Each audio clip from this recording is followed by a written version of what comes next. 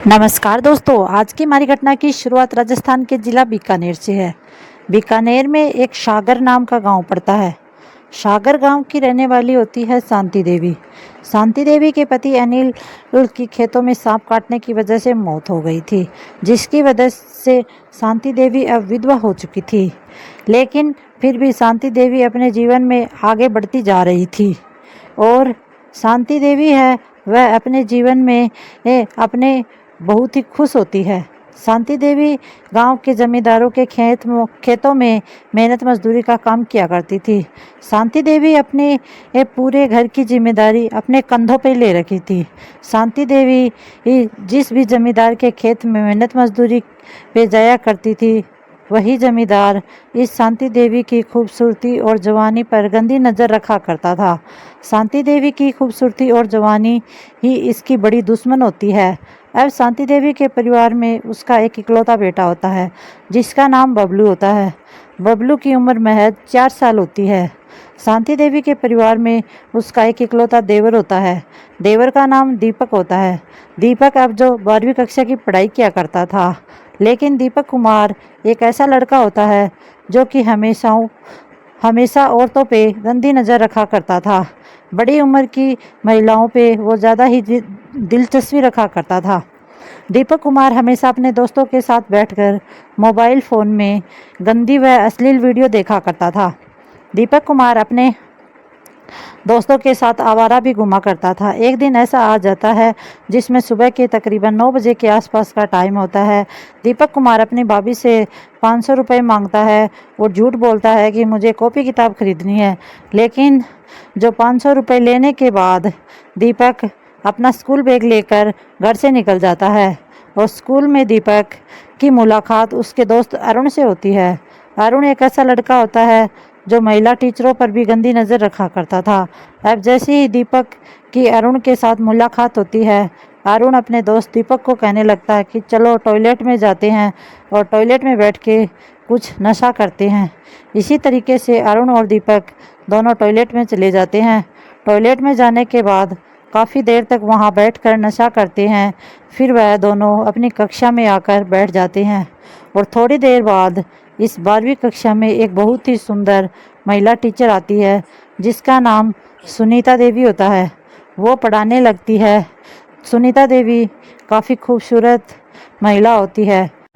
Sunita madam ने लाल रंग की साड़ी पहन रखी होती है। जैसे ही दीपक कुमार की नज़रें इस खूबसूरत महिला सुनीता देवी पे पड़ती हैं तो उसकी खूबसूरती और सुंदरता पर टिक जाती हैं। दीपक उसी समय अपने दोस्त अरुण को कहने लगता है कि आज तो हमारी कक्षा में बहुत ही सुंदर महिला टीचर आई है। अरुण कहने लगता है कि तुम इतनी ऊंची आवाज़ से मत बोलो, टीचर सुन लेगी। लेकिन दीपक रुकने वालों में से नहीं होता है। दीपक दोबारा भी उसी समय अरुण के सामने कहने लगता है, हमारी जो सुनीता टीचर है आज जो बहुत ही अच्छी और सुंदर लग रही है और मन करता है कि इस गुलाब में से किसी ना किसी को छू लूँ। अब जैसे ही ये बातें दीपक अपने दोस्त अरुण को कहता है तो सुनीता टीचर सब कुछ सुन लेती है और सुनीता टीचर को काफ़ी गुस्सा आ जाता है। उसी समय सुनीता टीचर दोनों को खड़ा करती है और अपना बैग लेकर स्कूल से बाहर निकलने के लिए बोल देती है। लेकिन दीपक कुमार कक्षा के बाहर जाने का नाम नहीं लेता। इसके बाद सुनीता टीचर उसी समय प्रिंसिपल सर रामलाल को बुला लेती है। रामलाल सर जब सुनीता टीचर की पूरी कहानी सुनता है तो रामलाल सर को बहुत गुस्सा आ जाता है। रामलाल सर उसी समय इस लड़के दीपक को स्कूल बैग लेकर हमेशा के लिए स्कूल से बाहर निकलने के लिए बोल देता है। लेकिन लड़का दीपक अपना बैग लेकर अपने घर पे आ जाता है। घर पे आने के बाद वह अपनी भाभी शांति देवी को कहने लगता है कि भाभी आज के बाद मैं स्कूल नहीं जाऊंगा, मेरे लिए कोई अच्छा सा काम धंधा देख दो। फिर शांति देवी अपने देवर को कहने लगती है कि तुमने ज़रूर कोई ना कोई गलती ज़रूर की है, जिसकी वजह से तुम्हें स्कूल से बाहर निकाल दिया गया है। तभी लड़का दीपक फिर से अपनी भाभी शांति देवी को कहने लगता है कि भाभी कल से मैं कारखाने में मेहनत मजदूरी करने जाऊंगा। उसी तरीके से दीपक अगले दिन कारखाने में मेहनत मजदूरी करने के लिए चला जाता है। दीपक हर रोज़ सुबह के तकरीबन 8 बजे के आसपास कारखाने में साइकिल के माध्यम से मेहनत मजदूरी करने के लिए निकल जाता है। रात के करीब 7 बजे के आसपास मेहनत मजदूरी करने के बाद अपने घर पर आ जाया करता था। इसी तरीके से लगभग 1 महीने का वक्त गुजर जाता है। एक तारीख आती है, 10 जून 2026 का दिन होता है। सुबह के तकरीबन 8 बजे का टाइम होता है। दीपक अपने घर से साइकिल लेके मेहनत मजदूरी करने के लिए कारखाने में जा रहा था। उसी समय कारखाने में इस गांव की एक खूबसूरत महिला मंजू देवी होती है। मंजू देवी भी इस कारखाने में मेहनत मजदूरी किया करती थी। दीपक कुमार की नज़रें मंजू देवी पे पड़ती है तो मंजू देवी की खूबसूरती और सुंदरता को देखकर दीपक की नीयत में कमी आ जाती है। दीपक कुमार इस महिला को अच्छे तरीके से जानता था, लेकिन मंजू देवी एक ऐसी औरत होती थी जो हमेशा हैंडसम व नौजवान लड़कों को अपने प्रेम जाल में फंसा लिया करती थी और उस लड़कों से वह पैसे लेकर अपनी रातें रंगीन किया करती थी। अब दीपक कुमार भी मंजू देवी के पास आता है और कहने लगता है कि चाची, तुम कब से कारखाने में काम कर रही हो?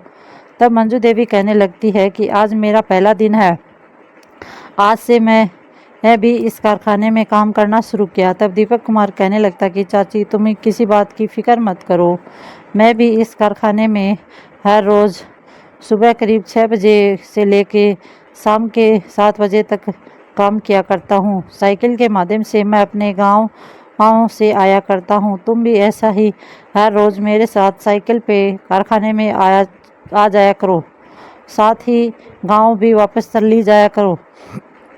जैसे ही मंजू देवी दीपक को ये सब सारी बातें कहती है तो मंजू देवी हंसते मुस्कुराते दीपक को कहती है, ठीक है, मैं तुम्हारे साथ साइकिल पे आ जाया करूँगी। फिर दीपक कुमार उसी समय कहने लगता है कि चाची, आज मुझे कारखाने में मेरी पहली सैलरी मिलने वाली है।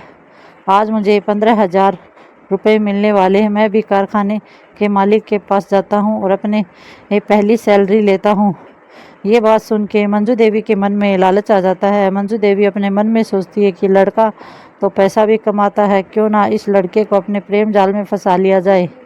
जब मंजू देवी ऐसी ऐसी बातें सोच रही थी तब दीपक उसी समय कहता है कि मैं कारखाने के मालिक के पास जा रहा हूँ, थोड़ी देर में बाद मैं तुम्हारे पास वापस आ जाऊँगा। यह 2-4 बातें करने के बाद अब दीपक कारखाने के मालिक सोम कुमार के पास चला जाता है। सोम कुमार कारखाने का मालिक दीपक को 15,000 रुपये निकाल कर दे देता है। इस महिला मंजू देवी के पास फिर दीपक वापस आ जाता है। मंजू देवी की नज़र जैसे ही पैसों पे पड़ती है तो उसकी नीयत में कमी आ जाती है। मंजू देवी बहुत ही लालची किस्म की औरत होती है और फिर जो मंजू देवी होती है वह उसी समय दीपक से कुछ पैसे उधार मांगती है। तब दीपक से कहती है कि मैं अगले महीने तुम्हें पैसे लौटा दूंगी। जैसे ही मंजू देवी दीपक को ये बातें कहती है तो दीपक का माथा टनक जाता है। उसी समय दीपक चाची मंजू देवी को कहने लगता है, चाची देखो, मैं तुम्हें पैसे तो दे सकता हूँ, लेकिन बदले में मुझे क्या मिलने वाला है। अब भी मंजू देवी सारी बातें दीपक की समझ जाती है। मंजू देवी कहने लग जाती है कि अगर तुम्हें पैसे देने हैं तो बदले में मैं तुम्हारी सभी इच्छाएं पूरी करूँगी और साथ में तुम्हें बड़ा खुश रखूँगी। फिर दीपक कहने लगा कि चाची, तुम किसी बात की फ़िक्र मत करो और मैं तुम्हारी लिए अब 5,000 रुपये निकाल कर दीपक जैसे ही मंजू देवी को देता है। फिर मंजू देवी कहती है, रात के तकरीबन 10 बजे के आसपास तुम मेरे घर पे आ जाना। फिर मंजू देवी हंसते मुस्कुराते हुए कहने लगती है कि अब हमें अपने अपने घर चलना चाहिए। फिर दोनों साइकिल के माध्यम से अपने अपने घर चले जाते हैं और फिर जो दीपक होता है वह अपने घर पे बचे हुए 10,000 रुपये अपनी भाभी सुनीता अपनी भाभी को दे देता है। अब उसकी भाभी शांति देवी होती है, वह 10,000 रुपये पाके बहुत ही खुश होती है। कहती है कि ये तुम्हें तो 15,000 रुपये मिलने वाले थे, तुम्हें 5,000 रुपये किसको दे दिए। तब उसी समय दीपक कहता है कि यह महिला जो मंजू देवी होती है उसने मेरे को 5,000 रुपये उधार लिए हैं, फिर उधार लिए हैं, अगले महीने लौटा देने की बात कही है। ये बात सुन के शांति देवी का माथा ठनक जाता है कहता है कि मंजू एक अच्छी महिला नहीं हुआ है, वह दीपक से अभी पैसे हटने लग गई है। फिर मंजू देवी अपने देवर दीपक को कहती है कि उस महिला मंजू देवी से तुम दूर रहा करो, ओह वह महिला अच्छी नहीं है। ये बात सुन के दीपक अपने मन में सोचता है कि भाभी सही कह रही है। फिर दीपक रात के तकरीबन 9:30 बजे के आसपास खाना खा के अपने कमरे में सोने का बहाना करता है। उसके बाद दीपक की भाभी शांति देवी और उसका भतीजा बबलू दोनों गहरी नींद में सो जाते हैं। इसके बाद दीपक अपने घर से दबे पांव निकलता है, सीधे मंजू देवी के घर पे चला जाता है और मंजू देवी के घर का दरवाज़ा खटखटाया जाता है। दरवाज़ा खटखटाने के बाद मंजू देवी अपने घर का दरवाज़ा खोलती है। दरवाज़ा खोलने के बाद दोनों के बीच रजामंदी से गलत रिश्ते कायम होने लग जाते हैं। ये दोनों मिलके इच्छाएं पूरी करने लग जाते हैं और दोनों मिलके इस गलत काम को तब तक अंजाम देते हैं तब तक दोनों की इच्छाएं पूरी नहीं हो जाती। और इसके बाद जो दीपक और मंजू देवी होते हैं वह इस गलत काम को अंजाम दे चुके होते हैं। फिर जो दीपक होता है वो रात के तकरीबन 12 बजे के आसपास मंजू देवी के घर से बाहर निकलता है और सीधे अपने घर चला जाता है। दीपक कुमार का जब भी मन करता वह अपने घर से मंजू देवी के घर पे आ जाया करता था और मंजू देवी को कुछ पैसे दे दिया करता था। ऐसे ही कुछ दिनों का वक्त गुजर जाता है। एक तारीख आती है, 22 जून 2026 का दिन होता है। सुबह के तकरीबन 6 बजे के आसपास का टाइम होता है।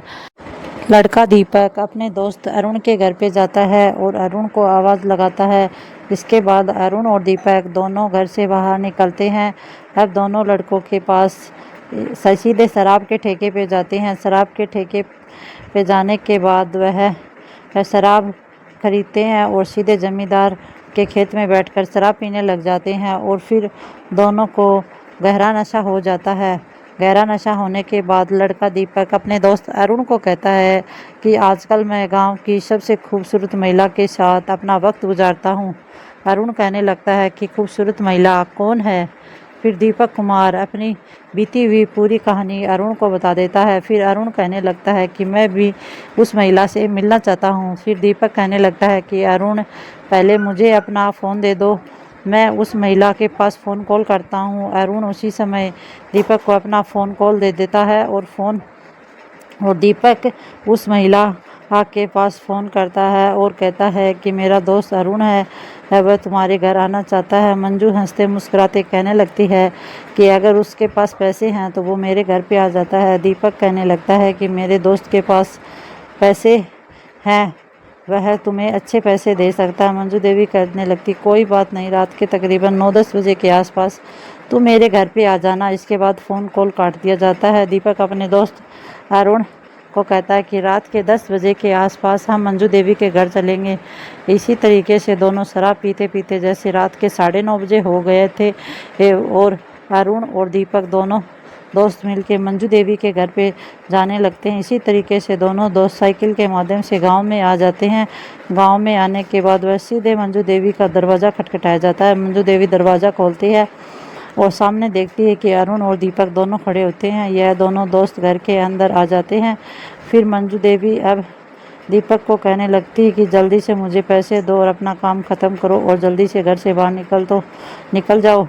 किसी ने हमें यहाँ पर देख लिया तो काम खराब हो जाएगा। इसी तरीके से अब अरुण भी इस महिला को कुछ पैसे देता है और पैसे देने के बाद अरुण और दीपक दोनों इस महिला मंजू देवी के साथ रजामंदी से गलत रिश्ते कायम करने लग जाते हैं और दोनों मिलके अपने अपने इच्छाएं पूरी करने लग जाते हैं और दोनों गलत रिश्तों को तब तक अंजाम देते हैं तब तक दोनों की इच्छाएं पूरी नहीं हो जाती। रात के तकरीबन 1 बजे के आसपास दोनों दोस्त मंजू देवी के घर से बाहर निकलते हैं और सीधे अपने अपने घर चले जाते हैं। मंजू देवी को उन ऐसे नए नए मर्दों की लत लग चुकी थी। अब दोनों ही ये औरतें हर तीसरी चौथी रात मंजू देवी के घर पे आ जाया करते थे और मंजू देवी को कुछ पैसे दे के उसके साथ गलत रिश्ते कायम करते थे। धीरे धीरे करके यह बात पूरे मोहल्ले में फैल जाती है।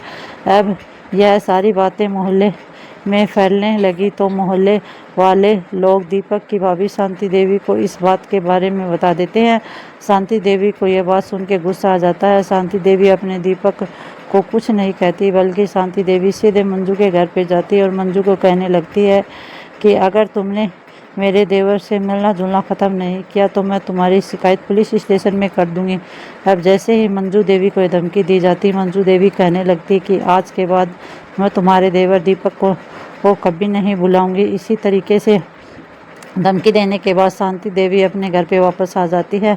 2-3 दिन का वक्त गुजर जाने के बाद एक तारीख आ जाती है। 26 जून 2026 का दिन होता है। रात के तकरीबन 9 बजे के आसपास का टाइम होता है। लड़का दीपक शराब के नशे में धुत होकर सीधा मंजू देवी के घर पे आता है। मंजू देवी का दरवाज़ा खटखटाता है और मंजू देवी अपना दरवाज़ा खोलती है तो देख सामने दीपक खड़ा होता है। लेकिन मंजू देवी ही दीपक कुमार को कहने लगती, दीपक आज के बाद तुम मेरे घर पे नहीं आओगे, क्योंकि तुम्हारी भाभी शांति देवी मुझे धमकी दे के गई है कि वो मेरी पुलिस स्टेशन में शिकायत कर देगी। ये बात सुन के मंजू देवी उसी समय घर का दरवाज़ा बंद कर लेती। जैसे ही दरवाज़ा बंद किया जाता है दीपक कुमार को बड़ा गुस्सा आ जाता है। दीपक कुमार अपने मन में सोचने लगता है कि उसकी भाभी ने ही उसके साथ गलत किया है। लड़का सीधा अपने घर जाता है। भाभी के साथ बहुत बड़ा कांड करने वाला होता है दीपक कुमार, और जिसके बारे में दीपक की भाभी शांति देवी कुछ नहीं जानती है। इसके बाद कई दिनों का वक्त गुजर जाता है। एक तारीख आती है, 2 जुलाई 2026 का दिन होता है। करीब 12 बजे के आसपास का वक्त होता है। दीपक कुमार अपने कारखाने में काम करने के बाद उसके कारखाने के मालिक से मिलता है और मालिक से कुछ पैसे लेता है। पैसे लेने के बाद दोपहर के तकरीबन 12 बजे के आसपास साइकिल लेकर सीधा अपने गांव आ जाता है। फिर गांव में आने के बाद आज अपने दोस्त अरुण की तलाश करना शुरू कर देता है। अरुण से मिलकर अरुण को कहने लगता है कि आज मेरे पास पैसे हैं, आज हम बैठ के पार्टी करते हैं। इसके बाद दीपक और अरुण दोनों सीधे शराब के ठेके पे जाते हैं। शराब खरीदकर कुछ जमींदार के खेत में बैठकर शराब पीना शुरू कर देते हैं।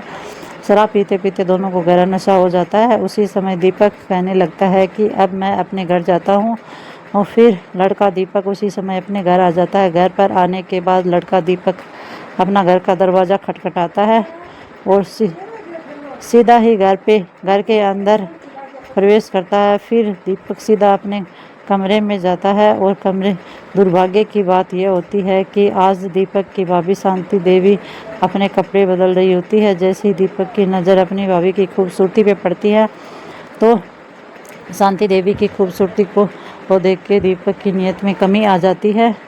फिर शांति देवी ही पर खराब नज़र डाल लेता है दीपक। शांति देवी उसी समय दीपक को कहने लगती है, दीपक जब भी घर पे आया करो तो दरवाज़ा खटखटा के आया करो।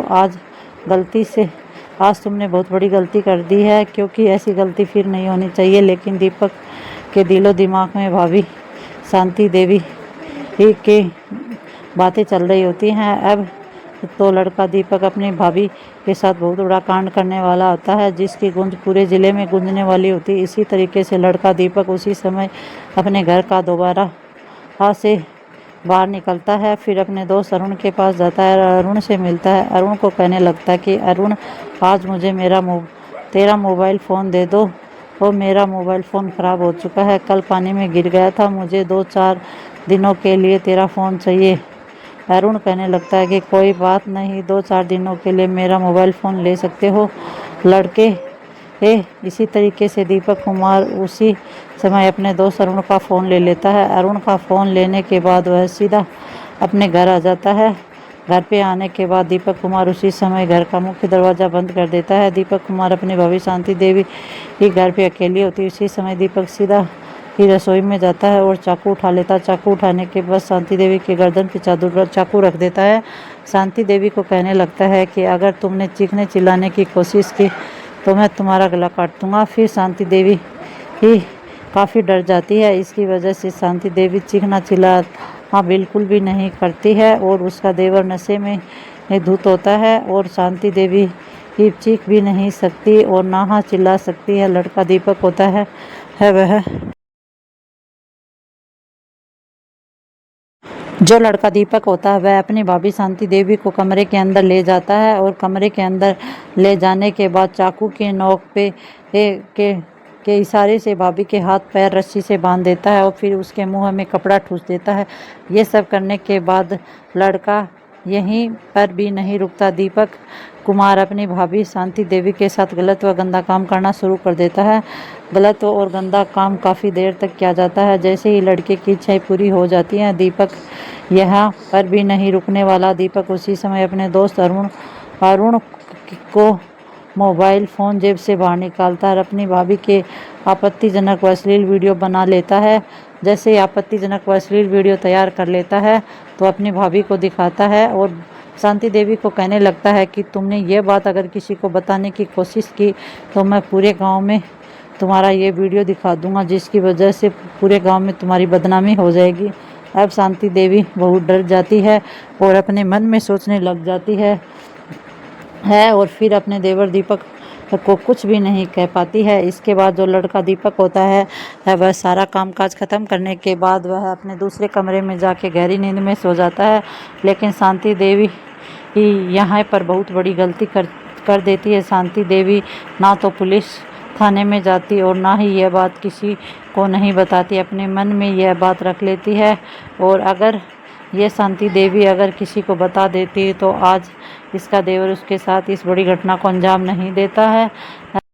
फिर ऐसे ही कुछ वक्त गुजर जाता है। एक तारीख आती है, 20 जुलाई 2026 का दिन होता है। सुबह के तकरीबन 9 बजे का आसपास का वक्त होता है। दीपक कुमार आज अपने घर में ही होता है। आज दीपक अपने कारखाने में नहीं जाता, बल्कि दूसरी तरफ उसका दोस्त अरुण भी अपने घर से कुछ चोरी करके पैसे लाता है और अपने माँ के साथ में गहने भी चुरा के लेके आता है।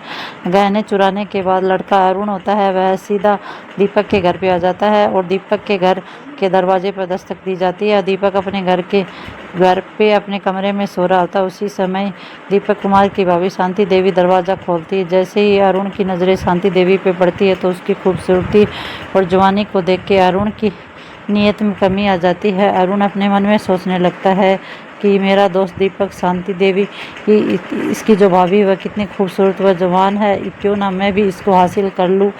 जैसे ऐसे ख्याल अरुण के मन में आने लग जाते हैं।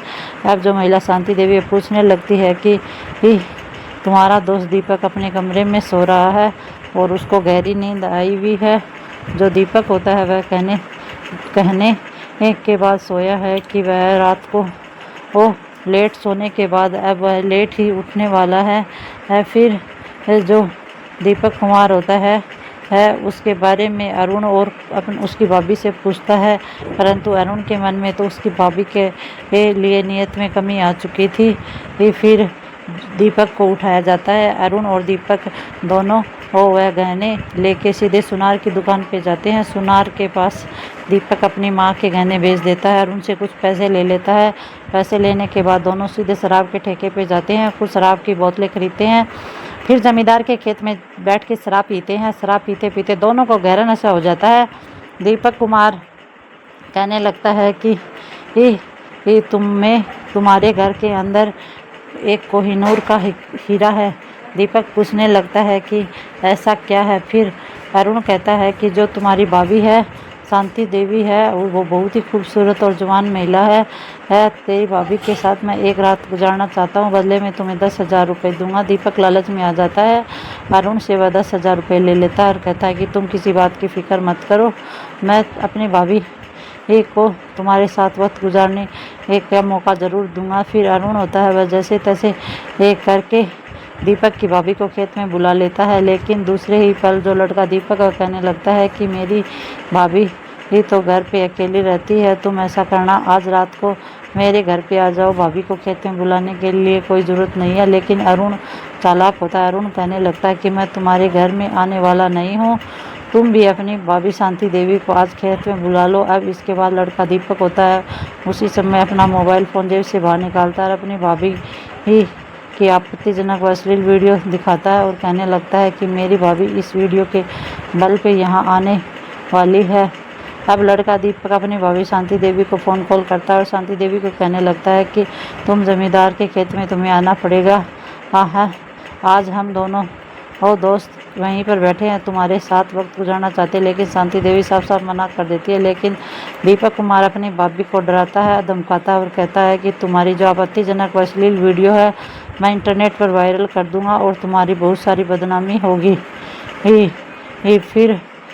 फिर उसकी भाभी ही सोचने लग जाती है, परंतु दोनों लड़के शराब पी रहे होते हैं। अब शांति देवी होती है वह दोनों अब जो शांति देवी होती है वह अपने घर से चाकू लेती है और चाकू लेने के बाद सीधे जमींदार के खेत में चली जाती है।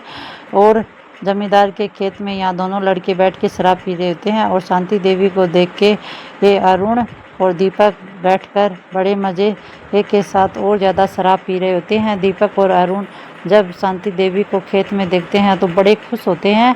अरुण कहने लगता है कि तेरी भाभी खेत में आ गई है, आज मेरी इच्छाएं पूरी होने वाली हैं। लेकिन जैसे ही शांति देवी इन दोनों लड़कों के पास आती है उसी समय चाकू लेकर दोनों पर चपट पड़ती है, लेकिन दीपक कुमार चाकू छीन लेता है और चाकू छीनने के बाद दीपक अपनी भाभी शांति देवी के पेट में चाकू मार देता है और शांति देवी उसी समय नीचे गिर जाती है। लेकिन दीपक और अरुण सोचने लग जाते हैं शांति देवी की मौत हो चुकी है। लेकिन दीपक कुमार अपने दोस्त अरुण को कहने लगता है कि बेशक मेरी भाभी शांति देवी की मौत हो चुकी है, लेकिन फिर भी मैं इसकी लाश के साथ अपना वक्त गुजारना चाहता हूँ। ये दो चार बातें कहने के बाद दीपक कुमार अपनी भाभी शांति देवी की लाश के साथ गलत व गंदा काम करना शुरू कर देता है। लेकिन गलत व गंदा काम को दीपक कुमार तब तक अंजाम देता है तब तक उसकी इच्छाएं पूरी नहीं हो जाती है। लेकिन दीपक की इच्छाएं जैसे ही पूरी हो जाती हैं, दीपक अपने दोस्त अरुण को कहने लगता है कि तुम भी शांति के साथ अपना वक्त गुजार लो। अरुण भी शराब के नशे में ये शांति की लाश के साथ गलत व गंदा काम करना शुरू कर देता है। लेकिन सौभाग्य की बात यह होती है कि खेत का मालिक ओमवीर व धर्मवीर दोनों सगे भाई वहाँ पर पहुँच जाते हैं। दोनों और खेत में जाने के बाद देखते हैं कि दोनों लड़के महिला की लाश के साथ गलत व गंदा काम कर रहे होते हैं। दोनों लड़के मौके से भागने की कोशिश करते हैं, लेकिन खेत के मालिक ओमवीर व धर्मवीर नज़दीकी पुलिस स्टेशन में फ़ोन कॉल करते हैं और फ़ोन कॉल करने के बाद पुलिस को वहां पर बुला लिया जाता है। फिर पुलिस शांति देवी के शव को पोस्टमार्टम के लिए भेज देती है और दोनों लड़कों की तलाश करना शुरू कर देती है। तकरीबन 3 घंटे की मशक्क़त के बाद दोनों लड़कों को गिरफ्तार कर लिया जाता है। फिर दोनों लड़कों ने अपना अपना जुर्म कबूल कर लिया है और दोस्तों और फिर भविष्य ही तय करेगी कि जज साहब और कोर्ट दीपक और अरुण को क्या सज़ा सुनाएगा। दोस्तों ये कहानी सुनाने के पीछे हमारा उद्देश्य किसी की भावनाओं को ठेस पहुंचाना नहीं किसी के दिल को आहत करना है, बल्कि आप लोगों को सचेत करना है, जागरूक करना है। तो दोस्तों फिर मिलेंगे ऐसे ही एक और नई घटनाक्रम के साथ।